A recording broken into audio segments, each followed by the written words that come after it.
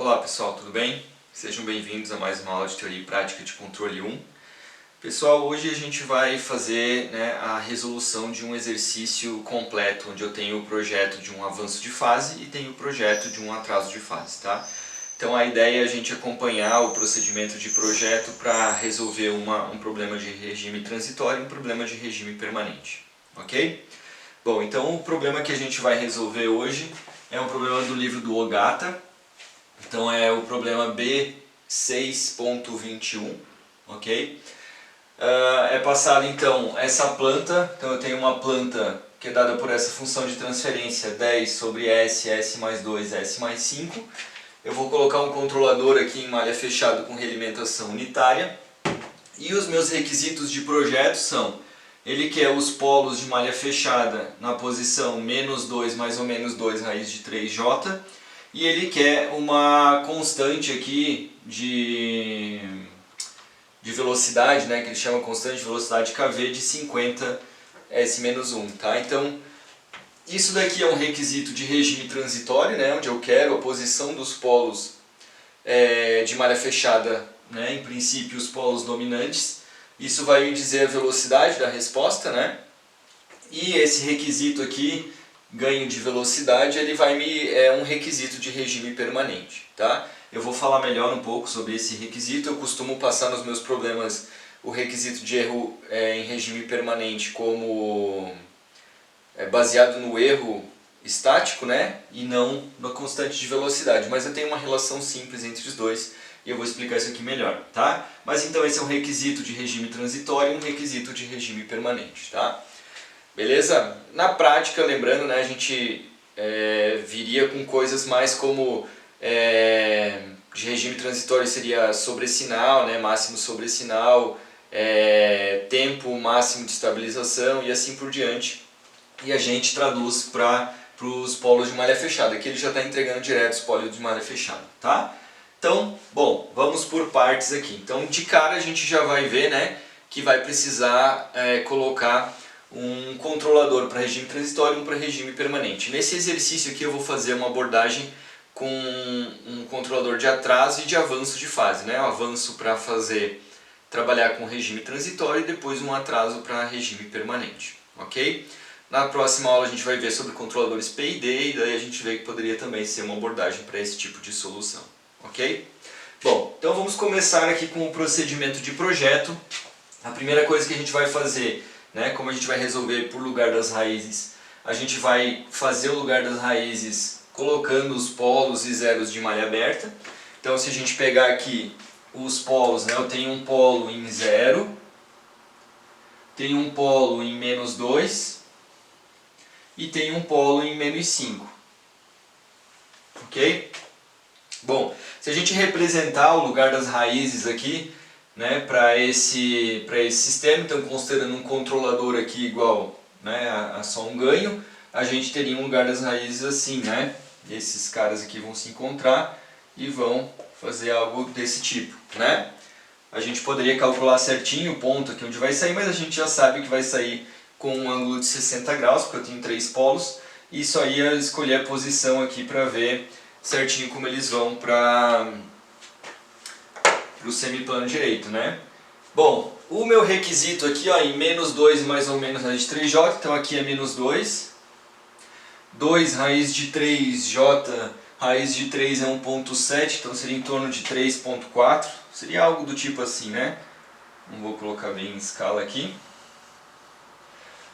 Mas vejam que meu requisito então de regime transitório, eu quero que os polos de malha fechada estejam em menos 2, mais ou menos 2 raiz de 3J, né? Ok?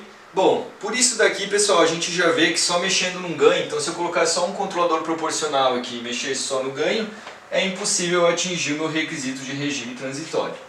Ok?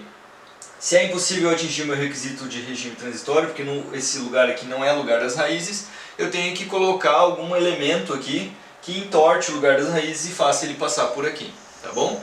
Nesse projeto eu vou usar um controlador por atraso de fase, por avanço de fase, para entortar o regime transitório e fazer ele passar por aqui. Então lembrando, o controlador por avanço de fase, né? Então o controlador aqui de avanço de fase, ele vai ser então um ganho K, um zero e um polo, né? Ok? Então basta eu fazer o projeto aqui de colocação do zero e do polo, para que eles entreguem, façam uma contribuição angular tal que esses pontos aqui sejam parte do lugar das raízes, e depois ajuste um ganho K para que os polos de malha fechada sejam exatamente esses dois que eu estou projetando. Ok? Bom, então lembrando que o avanço de fase em geral eu coloco, vai aparecer primeiro o zero e depois o polo, né? E eu vou escolher a posição do zero e do polo de acordo com a minha deficiência angular. Aqui nesse projeto, pessoal, eu já falei para vocês nas outras aulas, né, que a gente pode escolher a posição primeiro do zero, né?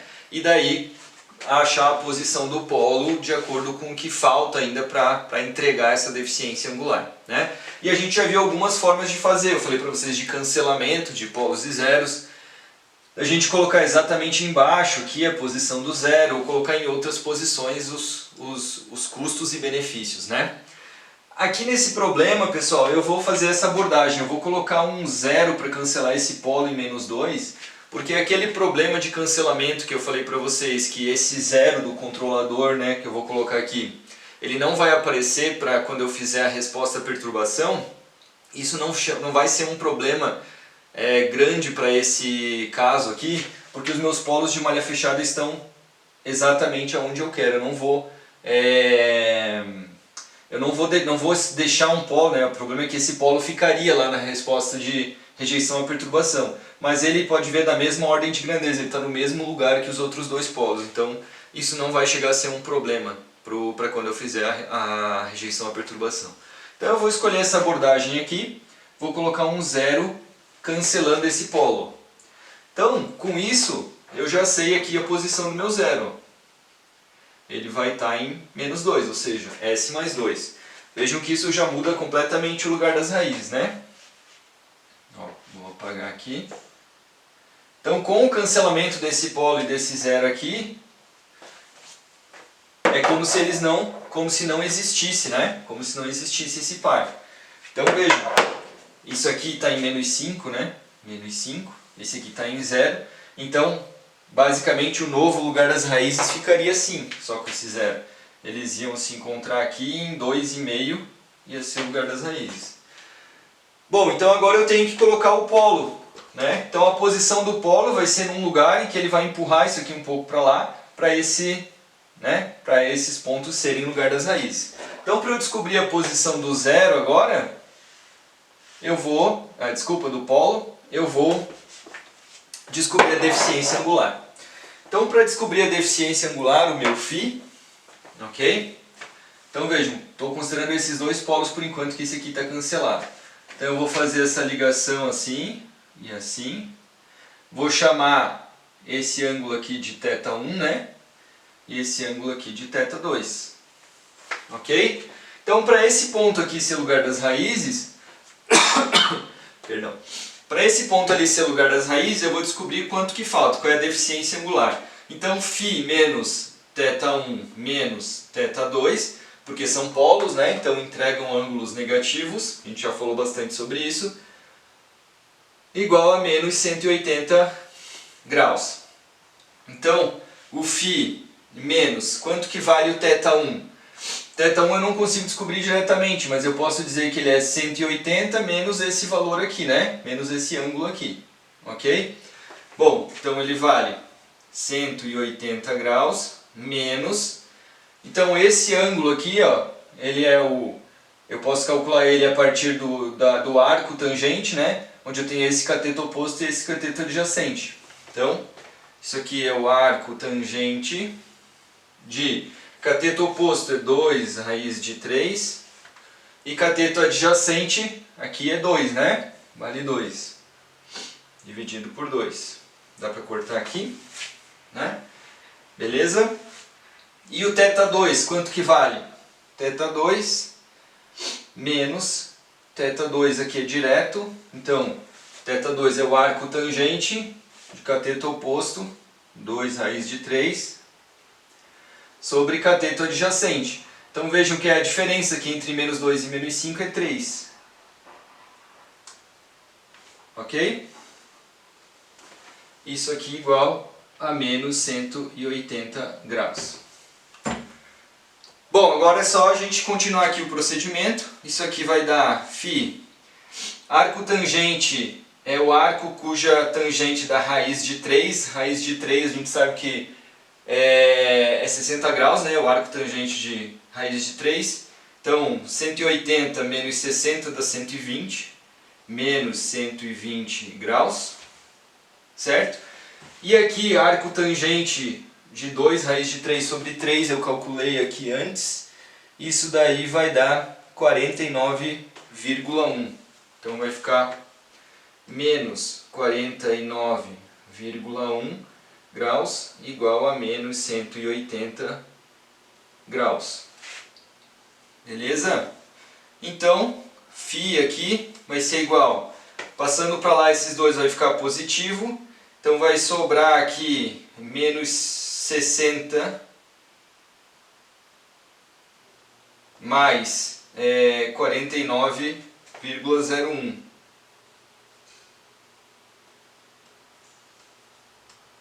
Desculpa, vírgula 1, né? 60 graus mais 49,1 graus. Então isso daqui vai dar 10,9, né? 10,9 graus. Menos 10. Então, pessoal, o φ aqui é de menos 10,9 graus, certo? Vocês viram que sumiu as contas aqui porque parou de gravar e eu já tinha apagado o quadro. Mas voltando então, o φ deu menos 10,9 graus. Então isso daqui é equivalente, pessoal, a eu colocar um polo, né? A deficiência, o que está faltando é de 10,9 graus. Como é negativo aqui, significa que é um polo, como a gente já esperava. Então seria a mesma coisa que eu colocar um polo aqui, ó, né? E quando eu faço a ligação lá, esse aqui seria um ângulo de 10,9 graus, ok? Então com isso eu garanto que se eu colocar um polo em 10,9 graus, esse lugar aqui, né, esses polos vão se encontrar. Agora eu tenho 3 polos, né? Então seria o lugar às vezes aqui e aqui. Esses polos iam se encontrar e iam passar por ali, ok? Então os polos de malha fechada podem, né, é possível de ter polos de malha fechada aqui nesses pontos. Ok? Bom, então agora basta eu, né, deixa eu voltar aqui, aqui é S mais um P. Então basta eu calcular essa distância aqui, que é a posição exata do polo, baseado nesse ângulo que eu achei, tá? Então para calcular esse ângulo aqui, então basicamente a posição P aqui do meu polo vai ser igual a essa posição aqui, né, mais essa daqui que eu consigo a partir do triângulo, né, formado aqui. Então essa posição é 2, mais quanto que vale esse cateto aqui, né, se eu fizer esse triângulo. Então veja, eu posso encontrar a partir da tangente desse ângulo, que é cateto oposto sobre cateto adjacente. Então o cateto adjacente vai ser igual ao cateto oposto sobre a tangente de 10,9. Né? Então isso daqui vai ser 2 raiz de 3 sobre a tangente de 10,9 graus. Ok? Bom, isso aqui eu já calculei antes aqui. Isso daqui vai dar 19,98. 19,98 graus. Desculpa, 19,98 é a posição, né? Essa posição aqui. Tá? Então, como é muito próximo de 20 aqui, eu vou aproximar. Vou colocar aqui S mais 20. Beleza? Bom, então, pessoal, com isso daqui, eu já tenho a posição do zero e do polo, né? Basta agora eu achar o ganho K, que vai fazer com que o lugar das raízes tem todos esses possíveis polos aqui, e os polos de malha fechada para pararem exatamente aqui, em menos 2 mais ou menos 2 raiz de 3J, basta eu escolher essa posição, o valor do ganho K, ok? Bom, para calcular esse valor do ganho K, eu vou usar o critério de módulo. Então o critério de módulo diz, né, Agora eu vou colocar o controlador e a planta. Então ele diz o seguinte, K, né? O S mais 2 aqui, eu vou colocar só para vocês verem, né? S mais 20, ele vai cortar aqui, né? 10, S mais 2, S mais 5.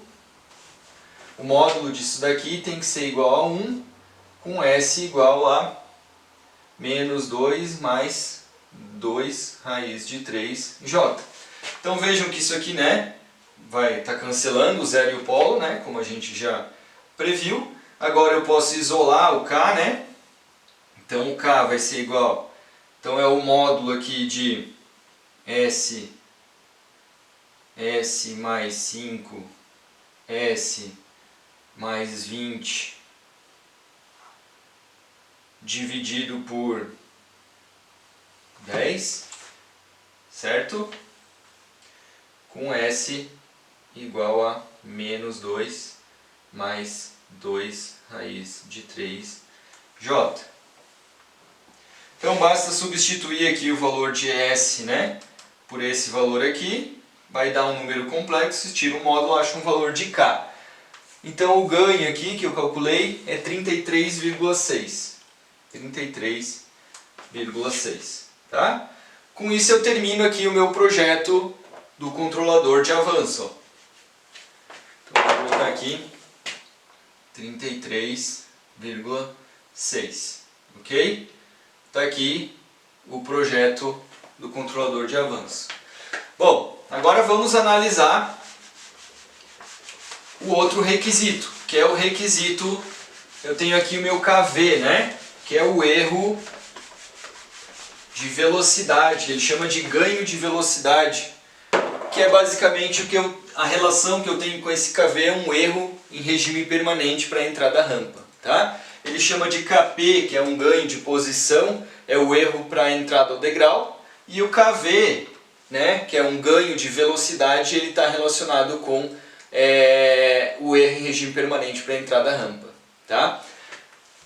Bom, como que é o erro estático? Né? A gente já estudou isso, então o erro em regime permanente ele vai ser dado, né, pelo limite quando o S tende a zero de S vezes, aí quando a gente deduz, né, um sistema aqui em malha fechada para o erro, que é esse cara aqui, vai ficar 1 sobre 1 mais C de S, G de S, certo? Quando eu coloco para uma entrada a rampa, isso daqui, a rampa é 1 sobre S quadrado, né, a transformada de Laplace da rampa. Ok? Bom, então o que vai acontecer aqui? Ó? Eu vou cortar esse quadrado aqui com esse S, certo? Então vai sobrar o quê? Isso aqui vai ficar como o limite de S tendendo a zero. Aí vejam, vai sobrar esse S, que multiplica aqui S, e um S aqui multiplicando, né? Essa parcela aqui, quando S tende a zero, vira zero. Então ela vai sumir. Então isso aqui vai ficar assim, 1 sobre S, né? C de zero, G de zero. Ok? Então vejam que quando S tende a zero, sobrou esse S aqui, né, que eu deixei ele aqui, e é o C quando S tende a zero e G quando S tende a zero. Tá? Eu deixei esse cara aqui porque senão isso aqui vai para infinito. Né? Então beleza. Esse é o erro estático aqui para a entrada da rampa. Ok? Se a gente definir um KV, né, isso aqui eu estou definindo então, KV como sendo o limite de, com S tendendo a zero, de S, C de zero, G de zero, ó, se isso daqui eu estou definindo que KV é isso daqui, logo eu vou ter uma relação de ESS com KV, ó, estão vendo? Porque esse aqui é o inverso do outro, né? Então, eu vou dizer aqui para vocês que ESS é igual a 1 sobre KV, ó. Ok? E o KV, ele é dado por isso daqui. Então essa é a definição do KV que é utilizado no OGATA. Então vários autores utilizam essa abordagem. Se o requisito for dado em erro em regime permanente para entrar da rampa, para você descobrir o KV é só fazer o inverso um do outro, né? Então, por exemplo, para um erro de 0.1 para entrar da rampa, dá um KV de 10. Ok? Beleza? Bom, então, vou deixar essa relação aqui. Vamos descobrir aqui qual é o KV, né? Qual é a relação que a gente tem para o nosso sistema, né? Bom, então ele quer um KV de 50. Vamos ver aqui quanto que está sendo o KV do nosso sistema com o controlador. Ó. Então é o limite de S tendendo a zero de S vezes... Vejam que isso aqui só tem sentido, né, quando eu tenho uma planta do tipo 1, ó, daí eu vou ter um valor de K. Se a planta for do tipo 0, eu vou ter um erro infinito, né? Ok? Porque esse S não vai cancelar, então vou ter um erro infinito em regime permanente. Se a minha planta for do tipo 2, aí eu vou ter erro zero em regime permanente para entrar na rampa. Bom, então vamos calcular o KV que a gente tem para a planta só com o controlador de avanço e a minha G, né? Então, o KV aqui, ó, vai ser o limite com S tendendo a zero de S. Aí vejam, o meu C de zero vai ser igual, quando S tende a zero, S tende a zero, 2 sobre 20, isso aqui dá sobre 10, dá 33,6 sobre 10, né? 33,6 sobre 10, 3,36.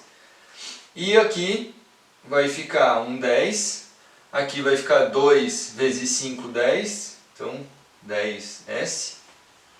Ok? Então vejam, esse S vai cortar com esse S. Aqui dá 1. Isso aqui dá igual a 3,36. Ok? Bom, se isso daí é 3,36, pessoal, quanto que eu precisaria do meu erro para entrar da rampa? De 50. Então eu tenho que colocar um elemento aqui, eu tenho que colocar um controlador de avanço, de atraso de fase, que me entregue a diferença aqui, ó. Ok? Então, como a gente viu lá o nosso projeto de atraso, né? Então a gente sabe que a minha relação entre o zero e o polo de atraso de fase tem que entregar isso daqui, que é o 50 dividido por 3,36. Ok? Então, para eu calcular o atraso de fase, essa relação entre o zero e o polo do atraso tem que entregar essa diferença aqui. Isso aqui eu calculei dá 14,88. 14,88. Então, o atraso de fase vai entregar esse ganho, 14,88, com mais esse ganho aqui, multiplicando um pelo outro, vai entregar os 50. Tá? Beleza? Que vai dar o erro em regime permanente para a entrada da rampa desejada. Vejam que esse não é o único caminho para descobrir isso aqui. Eu poderia ter ido pelo erro em regime permanente. É só fazer 1 sobre 50, né? Que isso daí vai dar 0,02, né? Beleza? E aí eu poderia deduzir o erro em regime permanente aqui e chegar na mesma resposta. Tá bom? Bom, então tá. Então o projeto aqui, a relação entre o zero e o polo tem que ser de 14,88. Então lembrem que o meu projeto de abril, então lembrem que o atraso de fase, eu vou colocar um zero e um polo, né? Bem lá pertinho da origem. Então, quanto mais próximo da origem aqui, eu consigo manter essa distância de 14,88 com um ângulo muito próximo entre eles. Isso faz com que eu estou somando, estou subtraindo o ângulo de um do outro, né, do zero menos o polo. Então, se o ângulo entre eles é muito próximo, ele praticamente não vai mexer a posição do lugar das raízes. Claro que na prática vai mexer um pouquinho, porque ele vai entregar alguma coisa, né? Eu posso calcular, é só calcular a deficiência angular de cada um dos dois e fazer diferença, né? Calcular o ângulo de cada um dos dois e fazer diferença. Vai mexer ali 1 grau, menos de 1 grau, para um lado e para o outro aqui, né? Então vai ficar muito próximo, mas vai afetar. Mas vejam que é uma relação de compromisso, né, pessoal? Se eu colocar ele muito perto lá, ou seja, valores muito pequenos, quando eu não tiver esse zero do controlador aqui, por exemplo, para rejeição e perturbação, eu vou ter um polo muito lento, né? Até na resposta aqui para referência, esse polo aqui vai ficar muito dominante, né? Porque esse polo aqui vai para o zero, tá? Então, pode ficar um polo muito lento, polo muito dominante. Então, às vezes é melhor eu não colocar ele tão longe, por mais que ele saia um pouco do meu regime transitório, e aí eu posso tentar ajustar no ganho, né? Modificar um pouco, colocar um filtro de referência, né? Então eu aumento um pouco o ganho, vai aumentar o sobressinal, e depois eu posso colocar um filtro de referência para tentar puxar isso daí de volta, tá? Então tem que tomar cuidado para esse polo resultante aqui não ficar muito dominante, tá? Do atraso de fase. Em geral, um pouco ele vai ficar. Então essa resposta aqui ele vai entregar para o erro regime permanente desejado, né? Para entrar da rampa aqui no caso, mas ele vai ficar muito lento. Então vai ficar lento aquela resposta, tá bom? Beleza, então nesse caso aqui, vamos pegar um valor, né? Depois a gente poderia testar com outros valores. Então a colocação desse zero, vamos colocar ele 50 vezes mais lento. Então no caso aqui é 2, ó. Então a posição do zero ele vai ser 2 dividido por 50. Então isso aqui vai dar 0,04, né? Ok? Bom, então essa seria a posição do zero, certo? Então eu vou colocar aqui. E a posição, vou colocar aqui, S mais 0,04. E a posição do polo, pessoal, aí ela tem que ser essa diferença aqui, de 14,88. Então o polo vai ser 0,04 dividido por 14,88. Eu anotei aqui, isso dá 0,0027. Tá? Então vai ficar aqui S mais 0,0027. Esse aqui é o controlador de avanço, então pessoal, se a gente for fazer os dois controladores juntos, basicamente ia ficar isso daqui, né? 33,6 S mais 2, e aqui vai ficar S mais 20 e S mais 0,0027. Então esse aqui é o controlador avanço-atraso.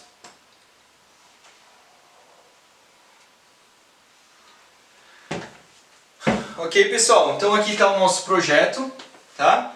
Então eu sugiro que vocês coloquem esse controlador lá no MATLAB. Aqui coloquem a planta, coloquem esse controlador lá no MATLAB e vejam a resposta desse sistema, né? Vejam que a resposta ao degrau vai dar erro zero em regime permanente, porque eu tenho, né, um integrador na planta. A resposta, o erro em regime permanente para entrar da rampa vai ter que ser 0,02, né, porque eu consegui um ganho aqui um ganho de velocidade aqui, né, de 50, como foi projetado, tá? E os polos de malha fechada têm que estar bem próximos aqui desse valor, menos 2 mais ou menos 2 raiz de 3J. Beleza? Não vai estar exatamente porque eu estou em a colocação do zero e do polo, mas vai estar muito próximo. Ok? Então vejam, pessoal, que vocês ainda podem testar, ao invés de colocar ele 50 vezes mais rápido, mais lento aqui, ó, pode colocar 10 vezes, 20 vezes e testar essa diferença, né? Vai afetar o regime transitório aqui, ele vai sair um pouco do lugar, mas vocês vão ver que esse polo lento não vai atrasar tanto a resposta. Ok? Bom, então consegui aqui que eu queria exemplificar para vocês um projeto do começo ao fim com atraso e avanço de fase, tá? Fazendo os cálculos na mão. A gente depois, quero que vocês testem isso daqui e, claro, o projeto depende muito do talento aqui do projetista, né? Então a gente ia ver como é que ia ficar essa resposta e ia fazer um ajuste fino. Tem outra abordagem para escolher do zero ou a colocação desse atraso de fase. Depois a gente poderia tentar fazer isso com o controlador PID e ver as diferenças, né? O que a gente consegue fazer, tá bom? Então era isso, pessoal, para vocês treinarem. Tem outros exercícios ali do OGATO para vocês fazerem. E lembrem de depois ir testando isso no MATLAB para que vocês vejam outras abordagens e quais dão as melhores respostas. Ok? Por hoje é isso, obrigado, até a próxima aula.